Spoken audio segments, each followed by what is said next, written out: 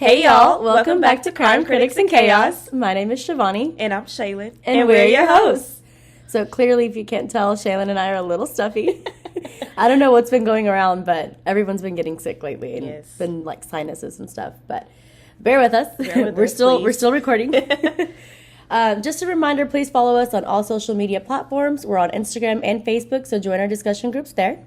We love to hear your thoughts and opinions regarding the cases that we cover. We would also appreciate any reviews that you guys leave us on the platforms you listen to us on, so that way it'll help our podcast get into other feeds of true crime listeners such as you. All right, guys, hot seat time. It's hot seat time. Shaylin, you want to go first? Actually, I'll let you go first because I went first last time. Okay. All right, ready? Mm-hmm. Okay. So what name should your parents have named you? Oh my God, girl. Or so this did is they so almost funny. name you, I guess? My mom tried to name me several different names. The first name was Piper. Oh my gosh. I did know that about you, actually. You told me that before. Yes. I don't know why she would ever think to name me Piper or what possessed her to think to name me Piper. But that was definitely the first. I really can't remember the second one, but I think that one was definitely the first, Piper. She said Piper. And I think she's been sticking by that name ever since. So it's funny because Shaylin does not look like a Piper. At all. Did you ever ask her how she would spell it? Would it be like P-Y-P-E-R? Or like I think she said P-I-P-E-R. Yeah, So. Piper, to me, I mean, it's a cute name for babies, I feel like, but like, you have to suit the name for sure, and I feel like you have to have a specific personality to like fit the name Piper. And I don't fit that. So no, that wasn't gonna go for me. So I'm actually glad with Shaylin. Yeah, I like Shaylin. That's pretty. So Shivani, what was your parents gonna name you? So my dad, whenever I was born, he actually wanted to name me Natalie. But that's cute. I know it's a French name. So my dad, he lived in Paris, France for 4 years, and he was like only 18, and he had a girlfriend down there, and her name is Natalie. So obviously he didn't marry this woman. He married my birth mom, and then when they had me, he was like, "Oh, I want to name her Natalie," and my birth mom was like, "We're not naming my daughter like based off your ex-girlfriend. We're not doing that." Yeah, they would have been disrespectful. Yeah, but the fact that my dad even thought, like, let me ask. I mean, it is a cute name. I love that name. It's very different. I think it would have suited me too, and I would have. I mean, I don't mind my name, but I have like the most basic Indian name in the world. But I feel like with Natalie, it would have saved me a lot of like when people mispronounce my name, I think it would have helped in that aspect, but I'm not mad at my name. Yeah, people call you Shivani. Yes. What else is a good one that they call you? I don't know. There was my neighbor, they like had like a ranch, and they had a lot of kids, and one of the kids that I used to go to school with, he was like a good 6 or 7 years younger than me, and every morning he would see me and he'd be like, "Hola, Bonnie!" And I'm like, "Shivani." I had to correct him every time, and he still never got it. Oh no, it wasn't Bonnie. It was Chobani, like the yogurt. Yeah, the yogurt. Like, "Hola, Chobani." That's what it was. That's funny. I mean, in his defense, it does sound the same. But I definitely like Shivani a lot better. But the other name was really, really cute, though. Yeah. That would have been cute. All right, so question for you. What will be written on my gravestone? Oh. This is a very odd question. Yeah, it is. Obviously, it would say, like, your full name, and then your birth date, and then obviously, the date that you passed. And then I feel like it'd be, like, a really good quote that would suit you, having to do with, like, living your life to the fullest. Okay, I can see that. Okay. Because Shaylin's very much, like, she thinks in a very, like a liberal way. She's very black or white. But then she has a lot of moments within her black and white, like moments where she's like, "You know what? F it. We're going to go do this." Or F it. I don't care. This is how I feel right now, and I'm going to stay feeling this way. I do. I have a bad habit of doing that. Mine would be like real basic and simple. I would just want my name and my birth date to my passing date, and that's it. Because I feel like I lived lived like I'm gone already, but I feel like I lived my life very personal and to myself anyway. So I was like, it shouldn't be any different in death. Like, just let me be for, no attention. I just know whose grave it belongs to, and I'm good with that. You don't have to know anything about me. Here lies Shivani.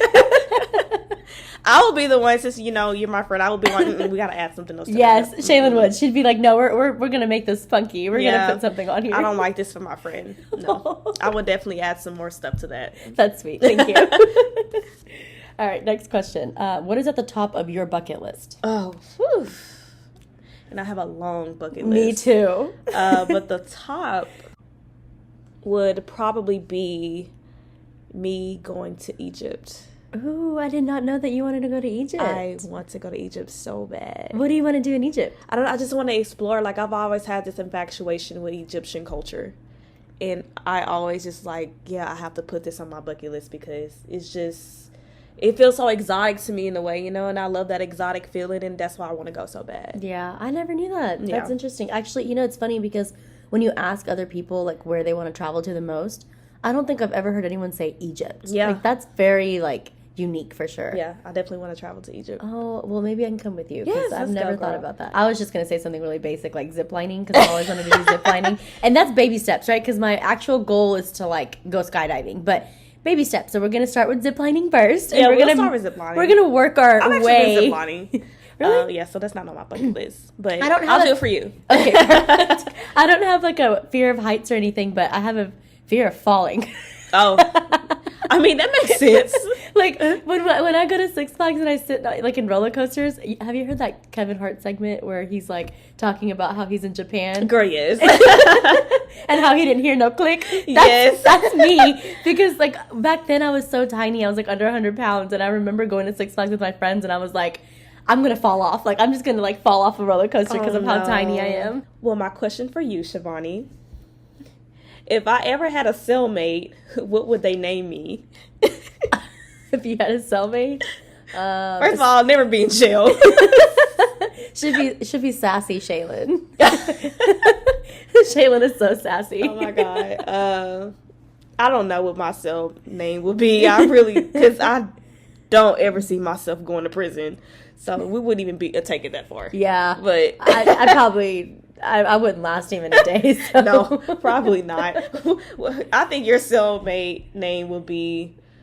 I don't even know. I'd be the most basic, most basic name ever. I wouldn't even know. They'll call me that basic B. That's probably what the other girls in the cell would call me, because they're like, look at this little girl coming in here, privileged and all. Privileged. And the first thing they're going to ask me is, how the hell did your ass end up in here? Oh, I know. High society. Hot society? High society. Oh, high society. They will call you high society.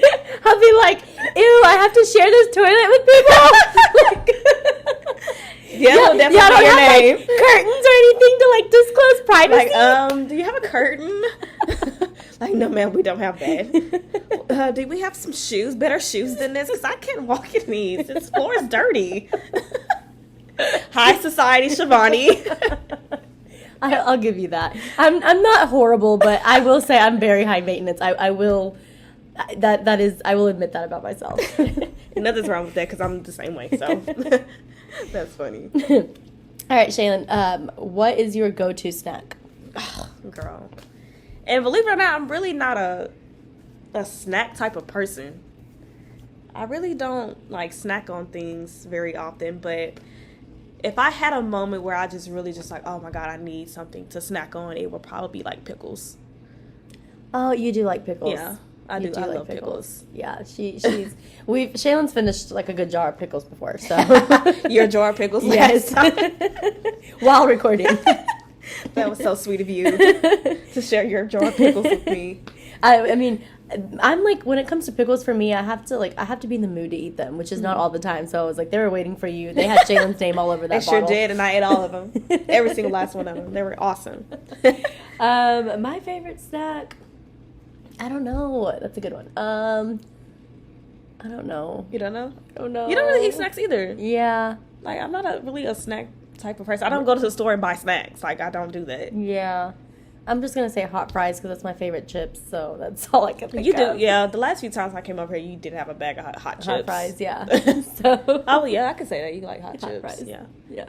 All right, last question. Your turn.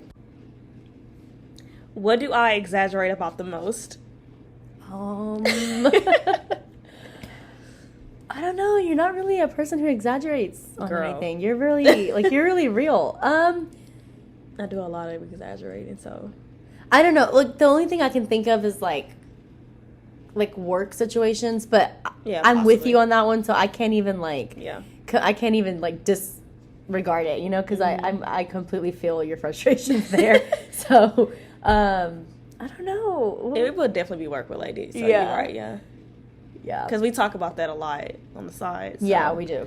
It will definitely be work-related, so I don't know what you exaggerate about. I exaggerate about everything. Yeah. I think I do. You overthink a lot too. I do, and so do you, and that's why we exaggerate a lot over every topic. But I think you and I are very fair. Yeah. So if we know that we're kind of complaining about something that doesn't really need that much attention, then we'll catch ourselves. But for the most part, if we're complaining about anything, it's usually because it's an actual. It's something that matters. Right. And it shouldn't, absolutely. I agree. Yeah. I think we agree on that. All right, guys. We're going to get into our case for today because I have a case for you guys. I'm ready. So I'm going to quickly state the sources for this case. It is heraldbanner.com, findagrave.com, and listennotes.com. So listennotes.com, I'm not sure if it's what kind of site it was exactly, but listennotes.com basically... There was a clip of this case that I'm covering that two men basically covered. It was only a good 20-minute clip, but it gave me some insight into the case, so I definitely use that as a source as well. Okay. But I'm super eager to share today's case with you today. Would you like to know why? So today's case is actually our very first case suggestion sent in by one of our listeners who happens to also be a friend of mine. Yeah, so it was sent in by Alex, actually. We recently gave her our last shout out not long ago in one of our episodes, and she reached out to me last week and wanted to see if we can take case suggestions, which of course is super encouraged. She actually wanted me to look into a specific case where one of the victims was a good friend of her dad's. Wow. Yeah, so I immediately started researching this case since it happened in mine and Alex's hometown of Greenville, Texas. I briefly remember seeing billboards regarding this case around that time, but I honestly never looked into the case. It happened back in 2006, so I was pretty young at the time anyway. Yeah, 6th grade around. Yeah. But this case may not throw you for a loop like most of our cases do, but it may trigger your frustration. As usual. Yeah, because in this case, we all think we know who did it, but the only thing missing is the proof. So are you ready to get into this case? I am always ready to get into the cases. All right, partners in crime, grab your wine as we get into some crime. We have the original Stella today that Shaylin and I are drinking. Yep. We decided to keep it very original today. Let's get into it. Let's get into it. Cheers. Cheers. On May 24th, 2006, started off as any other day in the Cora Mcabee household. She was in the middle of building her own home on Private County Road 2174, just off the Farm to Market 1903, south of Greenville, Texas. And Cora was almost done building it. So she was building her own home. Girl, I would love to do that one day. Me too. I will never be able to, though. No. My hands do not work that way. And I can barely put a nail in a wall. So wow. I will never be able to do that. But good for her. As a woman to build your own home, that's amazing. That's amazing for sure. Building her own home was something she had always talked about doing, but never seemed to get around to it until a year after her divorce, when she had the perfect opportunity to do so. So she was divorced. Okay. So Cora's sister Terry owned a big piece of land and offered Cora a part of the land to build her home. It's important to note that Terry also had a home of her own on the same piece of land, but since the land was so big, she went ahead and lended Cora a few acres to build her dream home. That's nice of her. Exactly. After all, they were sisters, and that's what sisters are for. Absolutely. So, side note to my sister, if she's listening, sharing is caring, homie. So definitely. Remember that your land is my land, and my land is your land. I hope you're listening too, sister. So the night of May 24th, 2006, Cora decided to host a family dinner in her almost fully new built home. Cora had 5 kids, and although we're unsure if any of her kids made it to Cora's dinner or not, I can tell you for sure that Cora's ex-husband, Dewayne, definitely did. So were they still in contact? It sounds like they were. Yeah. Okay. Yeah, they were Nothing still in wrong with contact. that. Yeah, I Nothing mean, they shared 5 kids, and definitely. I'm not sure like what kind of relationship they had as far as why they had a good relationship and what kind of made them have a good relationship, but he was obviously coming to her home. So it seemed like they had a pretty good relationship, and again, there's nothing wrong with that, Right. Especially you have all those kids, together. Yeah, I agree. So you see, Dewayne had still not gone over Cora, though, and he was hoping he could make some changes to his lifestyle to win Cora back over so that they can resume their relationship, even though Dewayne himself was the one who initiated the divorce in the first place. Wow. I mean, it happens. Sometimes you go through, like, a crisis, in life, and you think that you want something or you don't want something, and then you realize later on what you're missing out on, and then you kind of retract. Definitely happens a lot. Yep. However, little did Dewayne know that Cora's boyfriend, Brandon Howell, who was only 29 years old, was also invited to this dinner. Okay. Is there, like, a problem with that, or? So he didn't realize that she was dating already. This is the first time that he met Brandon. Okay. Yeah, and like I said, he's 29 years old, and keep in mind that Cora was 42 years old, which means Cora and Brandon basically had an age difference of 13 years.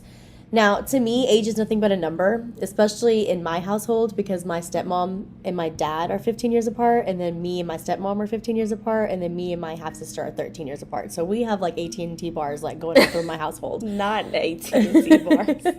So I basically grew up in an environment where I learned that age difference is not a reflection of, like, true love and commitment, and I believe that Cora and Brandon had a similar understanding. Yeah, of course, if you're at that age to do that, for sure. And it's not even that bad of an age. Yeah, it's really not. I've seen couples like that with way larger, age differences that make it work perfectly fine. Right. So, but yeah, teach his own.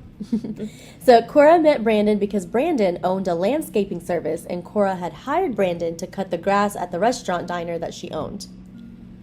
So the two met, and they noticed that their chemistry sparked instantly, and they soon began to see more of each other, and before long, the pair started dating. Okay. So that's how they met. So when Dewayne was introduced to Brandon 3 months later by Cora at this dinner, on her home, of course, on May 24th, Dewayne was not happy in any kind of way. Yeah, I figured. That sounds like, is that a problem? Yeah, because, I think it's, the fact that he still had feelings for his ex-wife, and he was coming to this dinner to hopefully, rekindle, and, he meets Brandon, and he's like, who is this guy? But if you're trying to rekindle, why did you divorce me in the first place? Right. But that's what I was saying. Like, I think it's more of like, he's realizing that he made a mistake. But I don't think he was expecting her to move on so quickly. Well, I'm sorry, sir, but you just cannot have that high of an expectation in those type of situations. Right. So yeah, he had no idea that Cora had begun dating and was pretty angry and upset by it. Dewayne, who had a decent amount of alcohol in his system from dinner, left Cora's home around 5 to 6 p.m. that night. Which, to me, that is a super early dinner. Yeah, that is an early dinner. So the dinner was sounds like it was like 2 p.m. or... like Thanksgiving dinner? Yeah. He left by 5 or 6. I'm assuming they ate around, 4, which to me, I'm like, that is super early. Like, I don't even have dinner. Like, I eat dinner really late. Like, sometimes I eat at midnight because I don't have a good, schedule when it comes to, my eating. I have a horrible appetite. Like, I barely have an appetite. You don't so, I really don't. But I know, even normal, my family, I think they have dinner, I want to say around, 7 or 8. Like a normal amount of time, normal. Yeah, but that was it on a Sunday or a week? It was a weekday. I looked it up actually. I'm glad that you asked. It was a Wednesday. Oh yeah, that's early. Yeah, that's really early. Wow. So a few hours later, Brandon and Cora got ready for bed as Brandon decided he was going to spend the night. Okay. That is our boyfriend, so yeah. The two of them were fast asleep in their bed no later than about 11 p.m. Now, what happened after 11 p.m. still remains sort of a mystery. You see, like I said, Cora owned a little breakfast-lunch diner of her own called Cora's Cafe, which was located near Cache, Texas. And every morning, she basically got up super early to prepare in time for the big crowd to come in. However, Cora never made it in that morning. Family members and other co-workers who helped with the diner all became worried when Cora never showed that morning, on May 25th, 2006. So Cora's sister Terry decided to go in and check on her. After all, they lived on the same piece of land, really close by each other. So she was like, let me just go check on her and see what's going on. Right. Upon the welfare check to Cora's new home, Terry discovered such a gruesome discovery.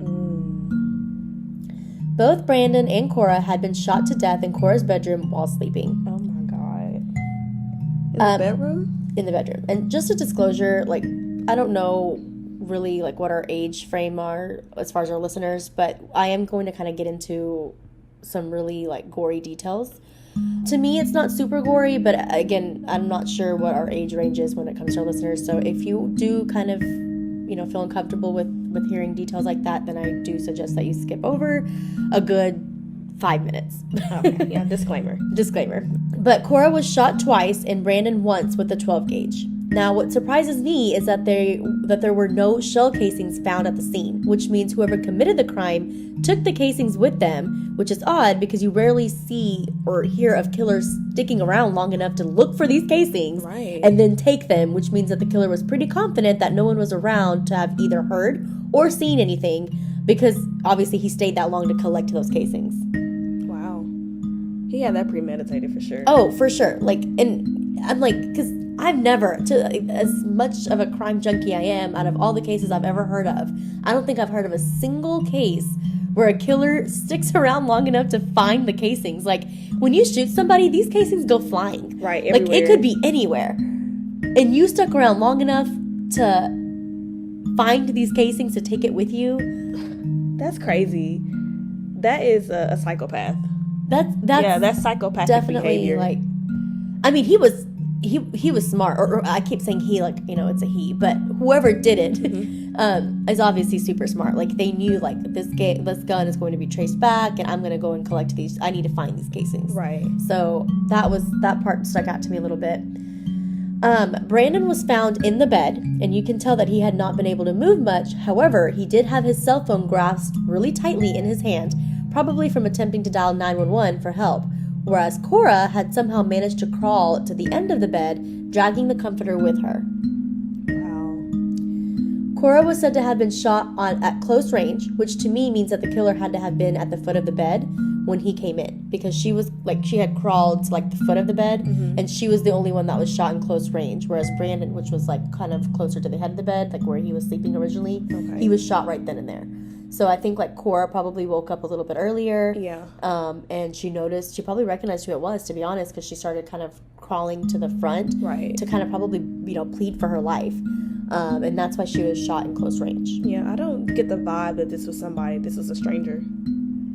This is definitely not a stranger. Yep, and I was going to get into that because, like I said, Cora was said to have been shot at close range, which to me means that the killer had to have been at the foot of the bed when he came in. And then investigators also believe that Cora must have been pleading with the killer using her hands, since the first shot blew off her fingers before the killer fired a second shot at her. Yeesh. Personal. Very personal. That's crazy. Like, imagine someone, like, fighting for their life, holding their hands up to their face because they don't want to get shot, and you shoot them anyway and you blow their fingers off. Like, what kind of hatred is that? That's on another level of hatred. There were also said to be pellet holes on this outside of the house where the bullets hit the wall from the inside. So, yeah. And I mean, she was still building her home. So, I guess whenever the killer shot from the inside, he must have, like, the bullets must have, like, bounced off a wall. Right. And it created, like, a pellet hole. Okay. There were no signs of forced entry. Now, even though Cora was still in the process of finishing up the home, she still had locks on all of her doors that only 4 people had access to. 1 being herself, of course. 2 being her sister Terry, since she lived nearby and shared the land with Cora. 3 being her daughter. And the last being her ex-husband, Dewayne. I knew it. I felt it coming. Shaylin, I feel like you and I need a day where we just go and treat ourselves. I agree. So what do you have in mind, though? I was thinking that we can go get our makeup done. Okay. And I also really badly need to do my eyebrows. So I was thinking we can do that. But I also want to take a road trip somewhere. So maybe we can take a road trip somewhere and then get our eyebrows and makeup done. I'm glad you said that because I really, truly want to go to Houston to visit Tia. Tia Edwards? Yes, ma'am. So I think we should go ahead and just take that trip to Houston. Yeah, I agree. Do you know what service you want done? I actually want to book her date night glam. Really? Yes, I love bits. I was actually looking into that. I think we should do the same thing. So let's go ahead and get her booked. Let's book it, girl. If you guys want to know a little bit more about her services, you guys can find her on Instagram. Her Instagram handle is everythingbrows_beauty. So go ahead and go visit her and check out her page and see what she has to offer. Go do it. Upon the autopsy of the two bodies, it was learned that the murder occurred approximately after 11 to 11:30 that night. Now, whoever committed the crime did it fast and very efficiently, which helped me narrow down suspects. Well, not me, but helped investigators narrow down suspects pretty early in the case. Okay. And I say investigators, but I feel like even us as the public kind of narrowed down suspects in our own head as well. Exactly. Now, Cora did not seem to have any enemies, nor did she live in a bad neighborhood. So investigators believe that the killer had to be someone close. Absolutely. Which we already kind of figured because obviously, she crawled to the foot of the bed pleading for her life. She had to have known this person, right? Yeah. Cora's children were not home that night. 3 of them were older and were living elsewhere, whereas Cora's 2 youngest, who happened to be twins, were staying with her sister Terry that night, and therefore no one heard anything or saw anything. Wow. Not even Terry. That's heartbreaking. No gunshots or nothing. Nothing. No one heard anything. And I mean, that makes sense. And I'm sure the killer knew that no one was going to hear anything because unless he used a silencer, right? Right. But, he comes in and sticks around long enough to find these shell casings. I'm so, lost in the idea that this killer, spent so much time. I mean, think about it. I'm just thinking about my own room, right? I have so much furniture in my room. If somebody were to come and shoot me and they needed to find the shell casing, they would have to move my nightstands, my dresser, my mirrors, all these things that are in the way. And shell casings are so small, it could be anywhere. And just think about it. Even if he didn't shoot them that many times, you have a harder time finding 2 or 3 shell casings because you just don't know where they have gone across the room. Exactly. And there was 3 altogether. There were 3 shots, 1 to Brandon, 2 to Cora. So he had to have been looking for 3 specific shell and that's casings. harder to find than multiple 10, 11, 12. You can find those, but 2 or 3 or whatever, that's really hard to find. So he was really looking, he or she, whoever the perpetrator was really looking for those cases. Exactly. So Texas Rangers came in and did a reconstruction using ballistic evidence. But obviously, nothing came up. Now, this case does not have much DNA evidence since majority of the suspects were said to have been in the home at one point in time or another. So investigators were looking for more testimonial evidence. Mm-hmm. Obviously, Terry had been in the home. Dewayne had been in the home. Other people that were persons of interest or suspects had been in the home. So their fingerprints being in the home is not really out of the ordinary. No, not at all. And obviously because the investigators think that it was someone close, if it was someone close, all of these people had to have been in the home at one point in time. Right. On a personal level, not obviously there to harm Cora and Brandon. Yeah. Now, no life insurance seems to have played a part in the murder, which is usually one of the first reasons murder happens within a marriage or divorce. So this was never a motive for Dewayne. However, investigators do believe that anger and jealousy did play a part if Dewayne is the killer. However, no evidence has came to light to prove this theory. That is kind of hard to prove in certain cases. Yeah. I mean, life insurance is really easy to prove in a way because, obviously, whoever is doing the killing, they're going to raise the life insurance a month or so before they do the deed, and then they do it, and then they get their life insurance immediately, right? Right. And then they behave a specific type of way, too, after the murder. So it kind of gives it away. But, jealousy and anger is hard to prove. Right? In certain cases it's very hard. You can't just he or she was jealous, so they just went into a fit of rage.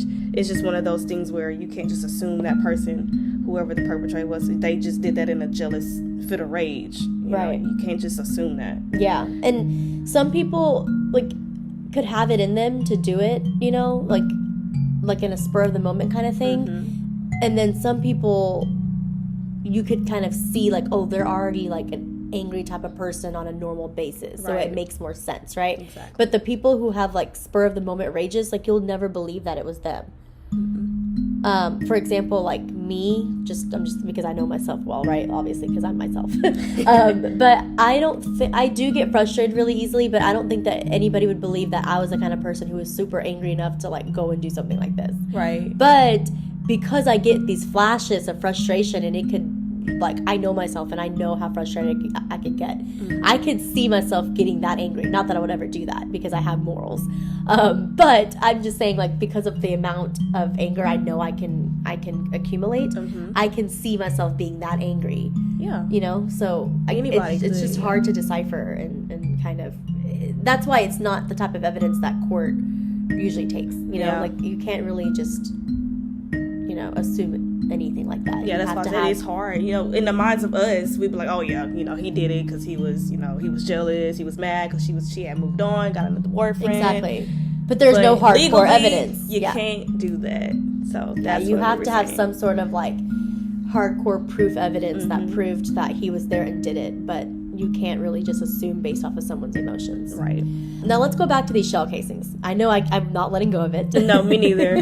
But just to give you guys a little bit more details, I believe that the gun used in the murder had to belong to the killer themselves. Okay. And I kind of mentioned that a little bit earlier about how, obviously that's probably the only reason why he stayed long enough to collect these casings, because mm-hmm. he was using his own gun. Or she, right? He or she.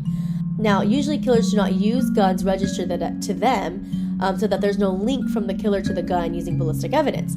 But since the casings were picked up, I do believe that it was because the killer knew that he was using his own gun and that it could be, traced back to him. Right. Usually I feel like when killers use guns, they don't use their own gun because they don't want to get caught, right? And no one's going to stick around long enough to find these like shell casings, so they're obviously going to use a stolen gun or somebody else's gun or whatever. Right. Investigators did say that Dewayne, Cora's ex-husband, did own multiple shotguns. However, due to no casings found at the scene, the bullets were never traced back to any of Dewayne's guns. And that makes sense why he took them if it was him. Exactly.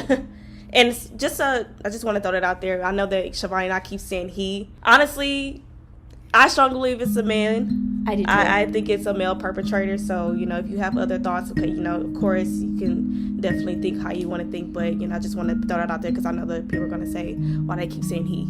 Yeah. And I'm trying to catch myself by, like, saying he or she, right? But I think we all kind of have an idea of who we think it is. But like I said, there's no hardcore evidence to prove that.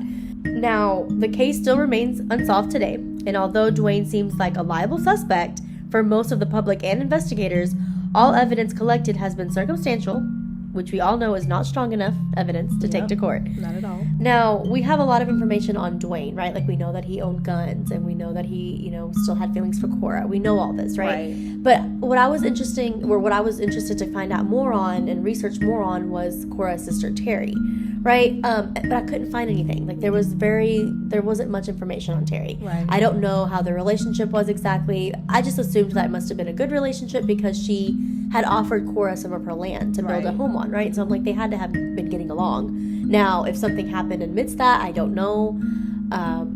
But I couldn't find much information on their relationship, or Terry in general. But I wanted to kind of take the focus off of Dewayne just for a little bit, since there wasn't anything hardcore on his part. Right. And I wanted to see if there was other suspects that we could have looked at. But unfortunately, because this murder happened in a small town of Greenville, Texas, there wasn't much,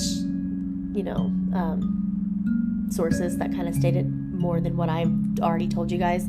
So there wasn't much on Terry or any other suspects, just Dewayne. And I think it's because everybody has pretty much deciphered that Dewayne had something to do with it.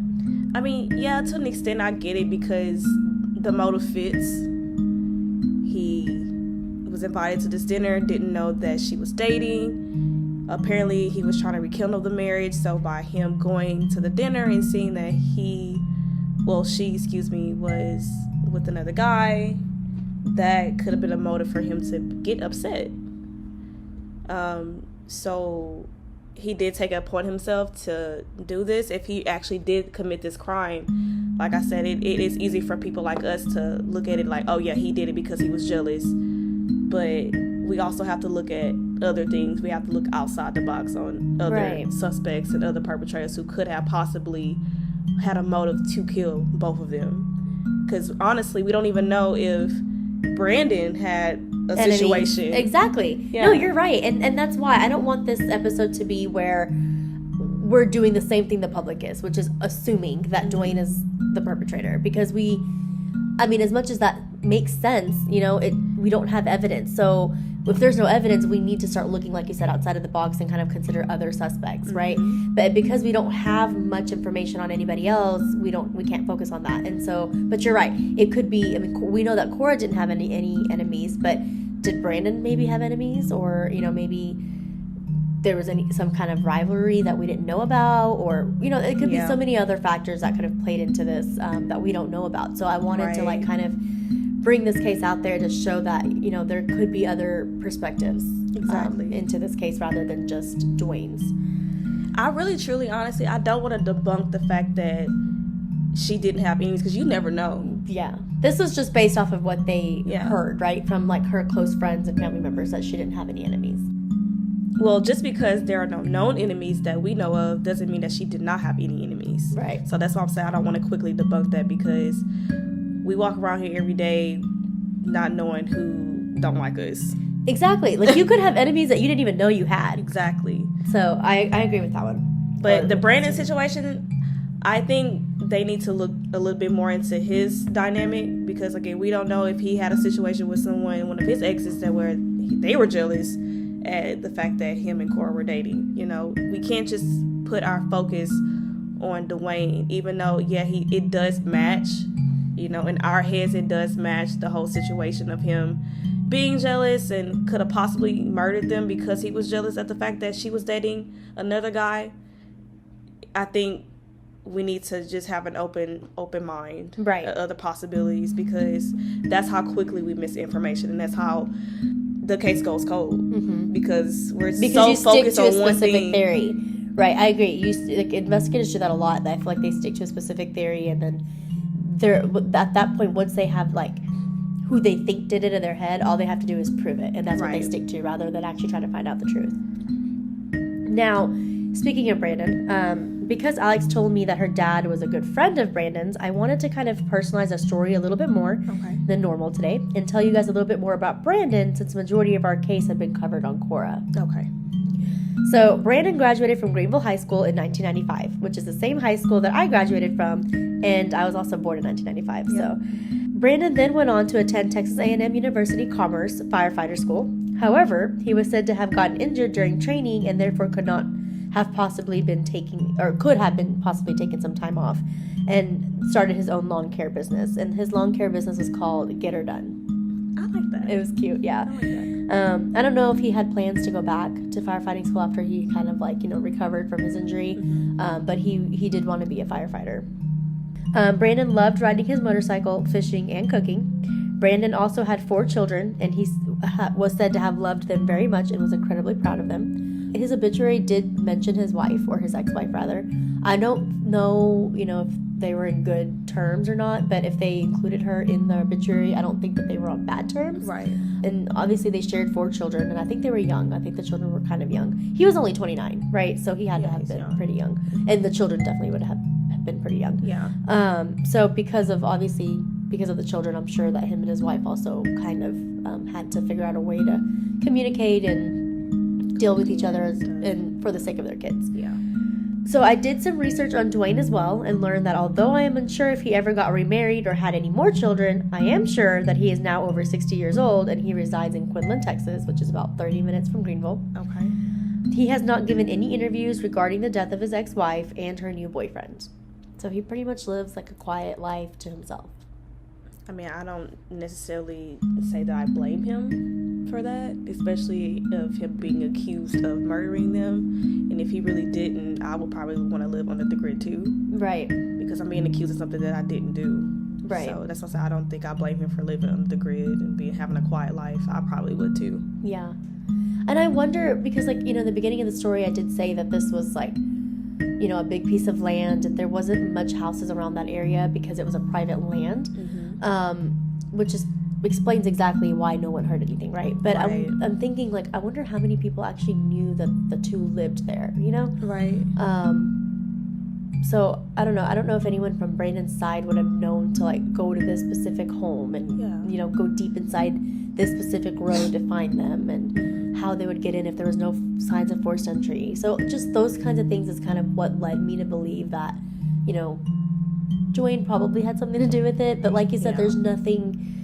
It's unfortunately one of the rules here. Well, I wouldn't say unfortunately. I actually do agree with this law. But you know, you are innocent until proven guilty. You are. So absolutely, you are. There's no evidence, so it is what it is.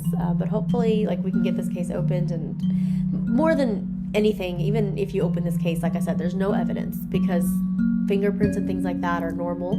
Right. No ballistic evidence. So at this point, the only thing that we can kind of use to help convict the killer would be if the killer himself kind of, you know, confessed to someone that he was close to, and then that person came forward, which happens, right? Like, especially after this long, like, people have guilty consciences. I'm sorry. And you know, they can't keep a secret like that in them for too long, and I'm sure they share that with somebody. So somebody out there has to know something. And, absolutely. You know, if somebody just comes forward, that could help a lot in this case. It will. Well, there you have it. That is the case of Cora Mcabee and Brandon Howell. I wanted to go ahead and thank Alex for sending this case suggestion in. Also, a quick side note, I know Alex just got married recently in Vegas, thanks to Facebook. Congrats. So huge congratulations to her. Please keep sending us more suggestions, and Shaylin and I want to encourage other listeners to also reach out and give us more suggestions as well. We love hearing from everyone and want to cover the stories that mean so much to you. So please reach out via any social media platforms, and we will be happy to listen to your recommendations. Absolutely. With that being said, please keep supporting us and tell your friends, share and follow us on Facebook and Instagram, and please subscribe and follow us on whatever platform you're listening to us on, whether that's Spotify, Apple Podcasts, Stitcher, or YouTube. This will qualify you for a shout out, even though we didn't do one today, but I'm gonna give another shout out again to Alex because she suggested this case. But when you subscribe and follow, you will get an immediate notification of our latest episode release. So thank you guys so much for listening, and we love your support. We couldn't do this without you guys, so we'll see you next episode. We'll see you. Goodbye. Bye.